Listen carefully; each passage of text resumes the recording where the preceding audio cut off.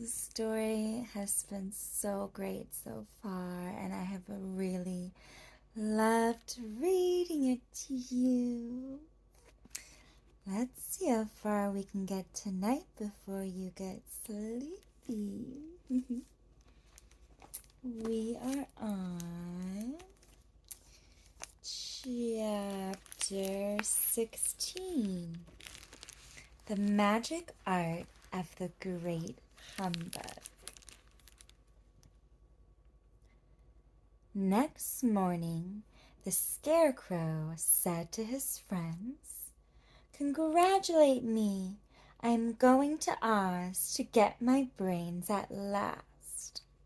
When I return, I shall be as other men are." "I've always liked you as you were," said Dorothy simply. "It is kind of you to like a scarecrow," he replied, "but surely you will think more of me when you hear the splendid thoughts my new brain is going to turn out." Then he said goodbye to them all in a cheerful voice and went to the throne room, where he rapped upon the door. "Come in," said Oz. The Scarecrow went in and found the little man sitting down by the window, engaged in deep thought. "I have come for my brains," remarked the Scarecrow, a little uneasily. "Oh, yes, sit down in that chair, please," replied Oz. "You must excuse me for taking your head off, but I shall have to do it in order to put your brains in their proper place." "That's all right," said the Scarecrow. "You are quite welcome to take my head off, as long as it will be a better one when you put it on again." So the Wizard unfastened his head and emptied out the straw. Then he entered the back room and took up a measure of bran, which he mixed with a great many pins and needles.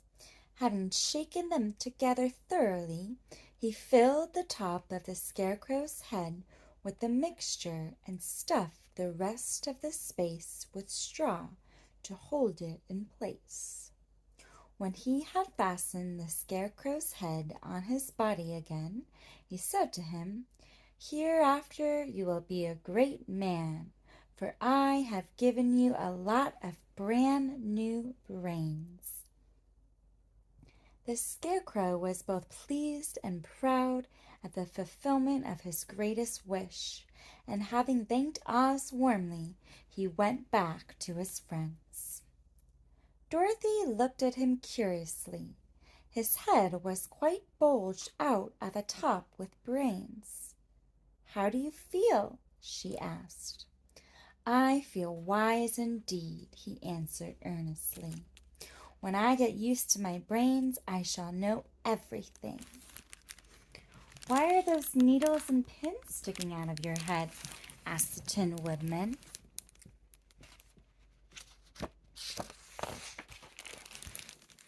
"This is proof that he is sharp," remarked the Lion. "Well, I must go to Oz and get my heart," said the Woodman. So he walked to the throne room and knocked at the door. "Come in," called Oz, and the Woodman entered and said, "I have come for my heart." "Very well," answered the little man, "but I shall have to cut a hole in your breast so I can put your heart in the right place. I hope it won't hurt you." "Oh, no," answered the Woodman, "I shall not feel it at all." So Oz brought a pair of tinsmith's shears and cut a small square hole in the left side of the Tin Woodman's breast.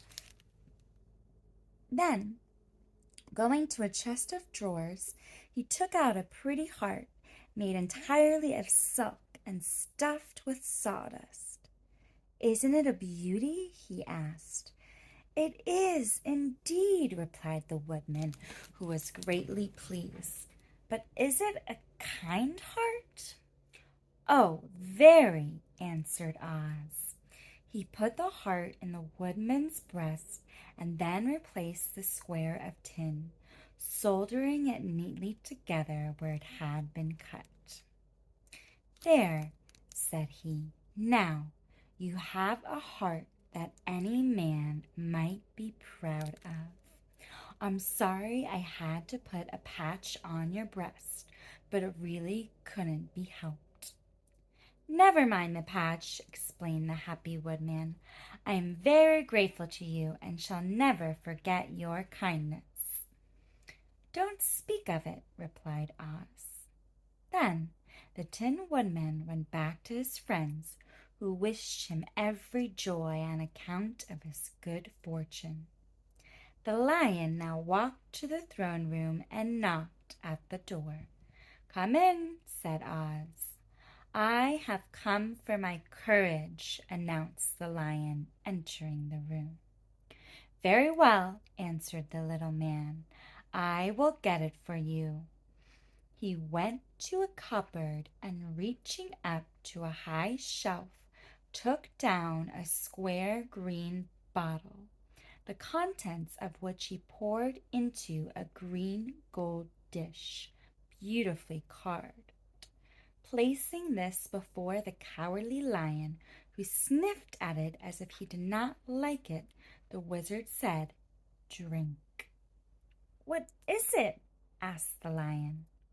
"Well," answered Oz, "if it were inside of you, it would be courage. You know, of course, that courage is always inside one, so that this really cannot be called courage until you have swallowed it. Therefore, I advise you to drink it as soon as possible." The Lion hesitated no longer, but drank till the dish was empty.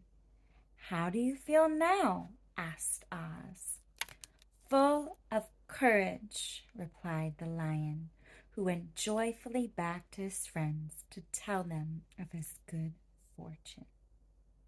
Oz, left to himself, smiled to think of his success in giving the Scarecrow and the Tin Woodman and the Lion exactly what they thought they wanted. "How can I help being a humbug," he said, "when all these people make me do things that everybody knows can't be done?" It was easy to make the Scarecrow and the Lion and the Woodman happy, because they imagined I could do anything. But it will take more than imagination to carry Dorothy back to Kansas, and I'm sure I don't know how it can be done.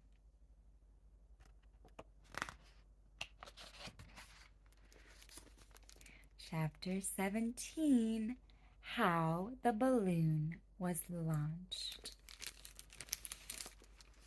Here's an illustration.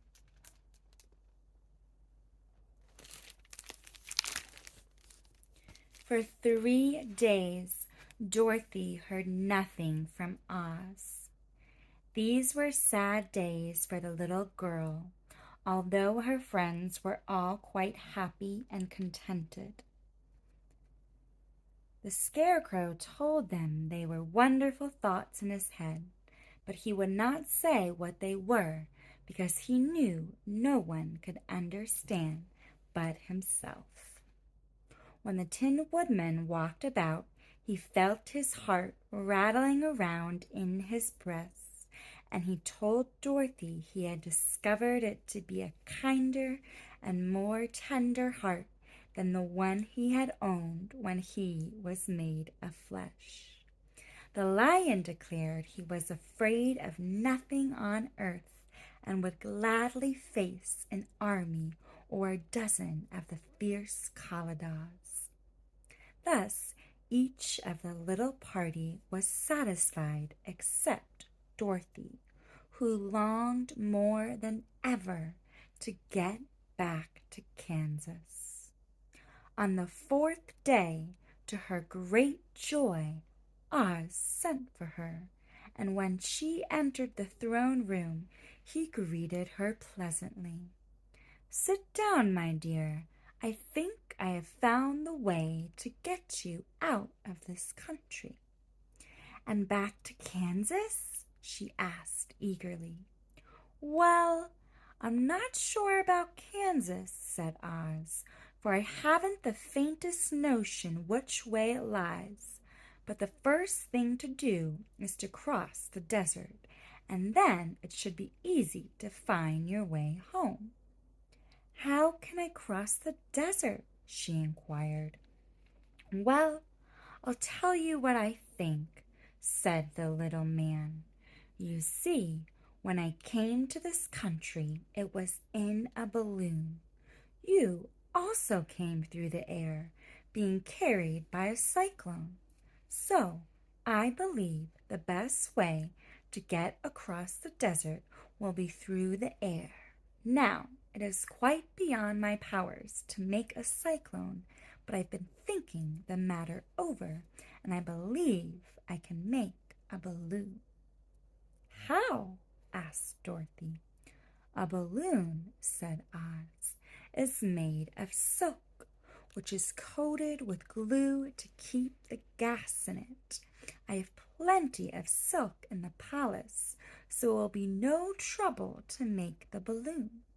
But in all this country there is no gas to fill the balloon with to make it float."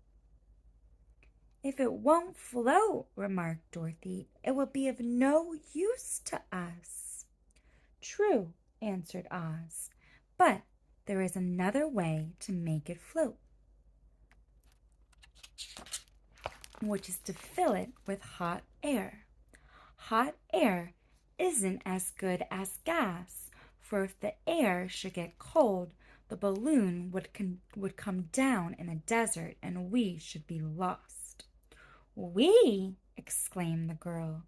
"Are you going with me?" "Yes, of course," replied Oz. "I am tired of being such a humbug.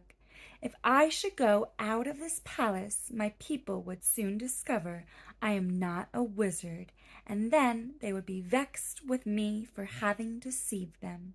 So I have to stay shut up in these rooms all day, and it gets tiresome. I'd much rather go back to Kansas with you and be in a circus again."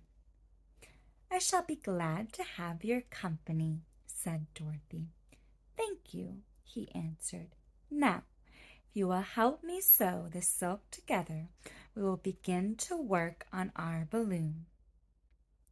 So Dorothy took a needle and thread, and as fast as Oz cut the strips of silk into proper shape, the girl sewed them together neatly. First there was a strip of light green silk, then a strip of dark green, and then a strip of emerald green, for Oz had a fancy to make the balloon in different shades of the color about them. It took 3 days to sew all the strips together, but when it was finished they had a big bag of green silk more than 20 feet long. Then Oz painted it on the inside with a coat of thin glue to make it airtight, after which he announced that the balloon was ready. "But we must have a basket to ride in," he said. So he sent the soldier with the green whiskers for a big closed basket, which he fastened with many ropes to the bottom of the balloon. When it was all ready, Oz sent word to his people that he was going to make a visit to a great brother wizard who lived in the clouds. The news spread rapidly throughout the city, and everyone came to see the wonderful sight. Oz ordered the balloon carried out in front of the palace, and the people gazed upon it with much curiosity. The Tin Woodman had chopped a big pile of wood, and now he made a fire of it, and Oz held the bottom of the balloon over the fire so that the hot air that arose from it would be caught in the silken bag. Gradually, The balloon swelled out and rose into the air until finally the basket just touched the ground.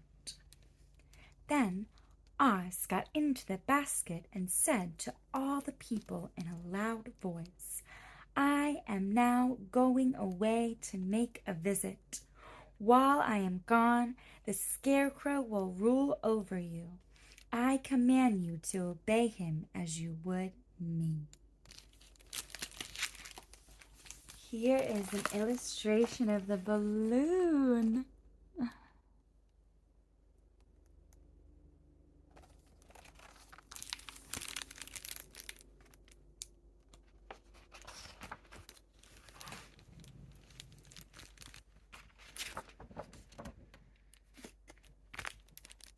The balloon was, by this time, tugging hard at the rope that held it to the ground, for the air within it was hot, and this made it so much lighter in weight than the air without that it pulled hard to rise into the sky.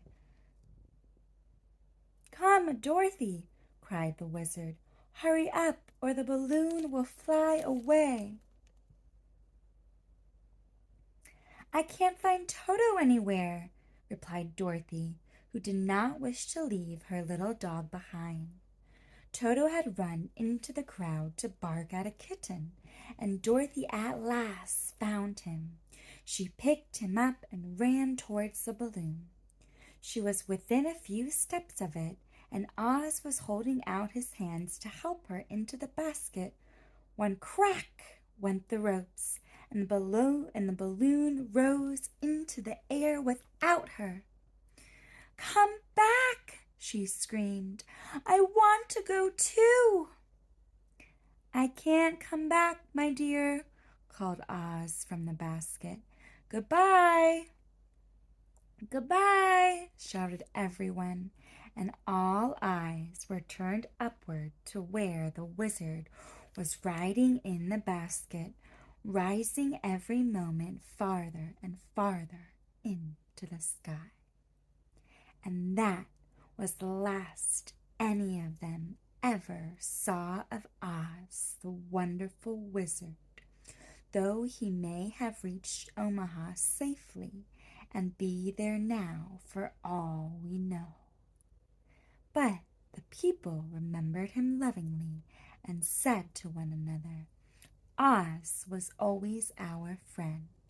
When he was here, he built for us this beautiful Emerald City, and now he is gone.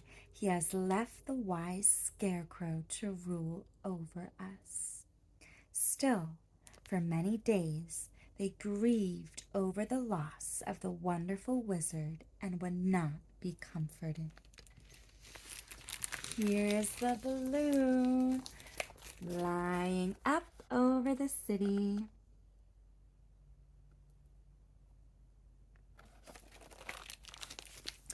Poor Dorothy. What do you think? One more chapter? Okay, one more chapter.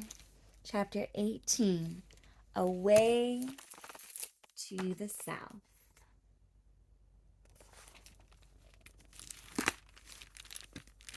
Dorothy wept bitterly at the passing of her hope to get home to Kansas again. But when she thought it all over, she was glad she had not gone up in a balloon. She also felt sorry at losing Oz, and so did her companions. The Tin Woodman came to her and said, "Truly, I should be ungrateful if I failed to mourn for the man who gave me my lovely heart. I should like to cry a little because Oz is gone, if you will kindly wipe away my tears so that I shall not rust." "With pleasure," she answered, and brought a towel at once. Then the Tin Woodman wept for several minutes, and she watched the tears carefully and wiped them away with the towel. When he had finished, He thanked her kindly and oiled himself thoroughly with his jeweled oil can to guard against mishap. The Scarecrow was now the ruler of the Emerald City, and although he was not a wizard, the people were proud of him. For, they said, there is not another city in all the world that is ruled by a stuffed man. And, so far as they knew, they were quite right. The morning after the balloon had gone up with Oz, the four travelers met in the throne room and talked matters over. The Scarecrow sat in the big throne, and the others stood respectfully before him. "We are not so unlucky," said the new ruler, "for this palace and the Emerald City belong to us, and we can do just as we please. When I remember that a short time ago I was up on a pole in a farmer's cornfield, and that now I am the ruler of this beautiful city, I am quite satisfied with my lot." "I also," said the Tin Woodman, "am well pleased with my new heart, and really that was the only thing I wished in all the world. For my part, I am content in knowing I am as brave as any beast that ever lived, if not braver," said the Lion modestly. "If Dorothy would only be contented to live in the Emerald City," continued the Scarecrow, "we might all be happy together." "But I don't want to live here," cried Dorothy. "I want to go to Kansas and live with Aunt Em and Uncle Henry." "Well, then, what can be done?" inquired the Woodman.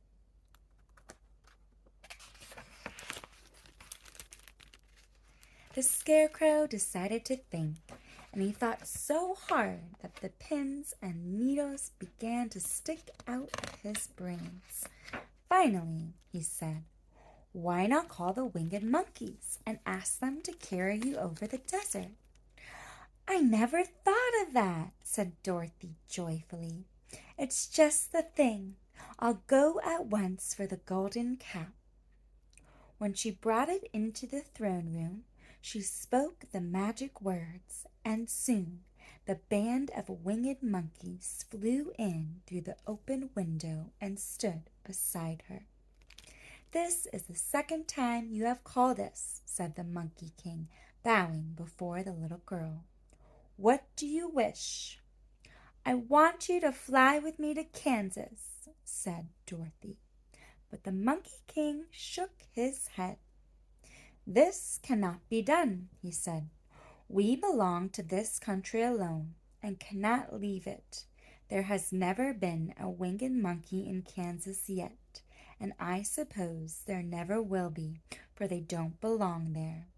We shall be glad to serve you in any way in our power, but we cannot cross the desert. Goodbye."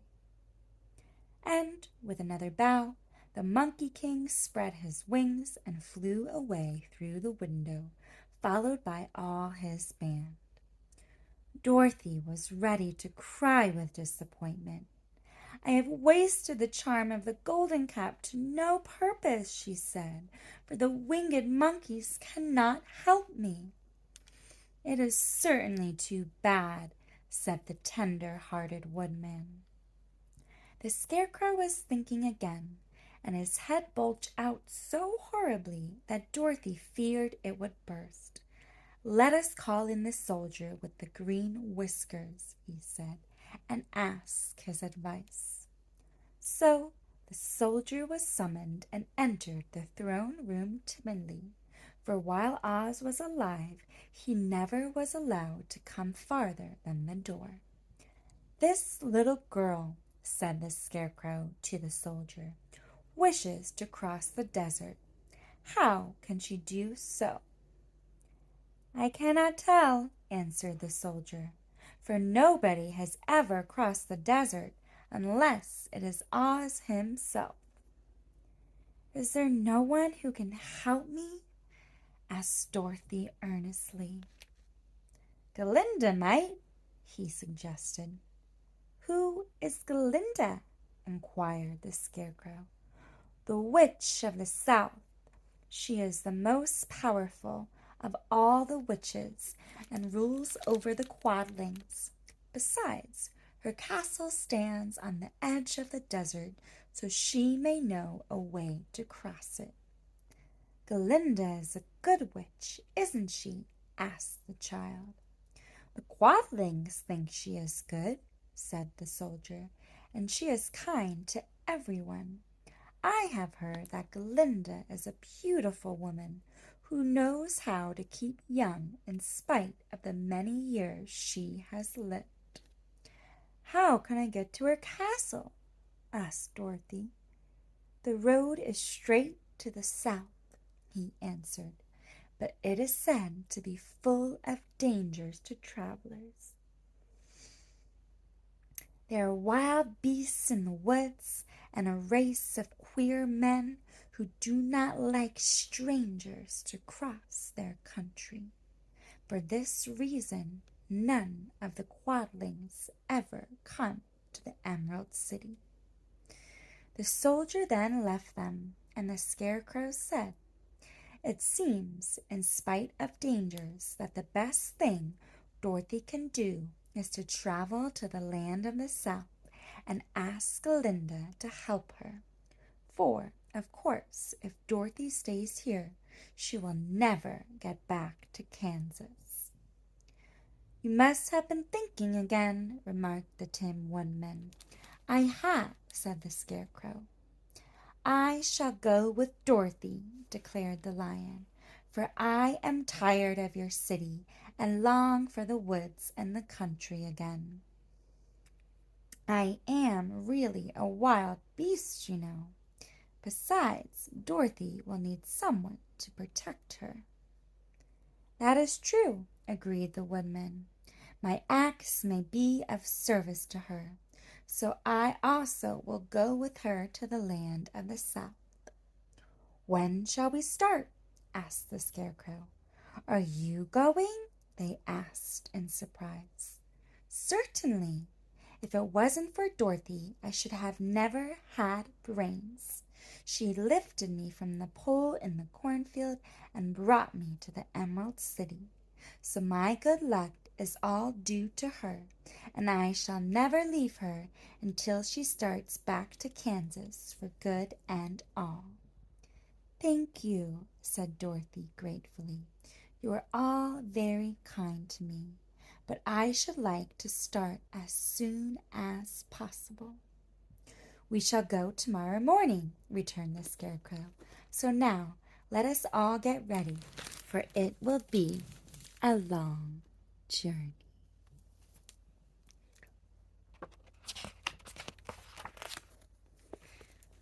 All right. That's it for now.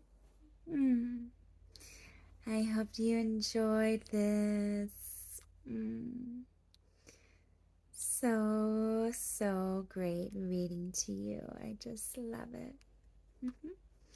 Good night.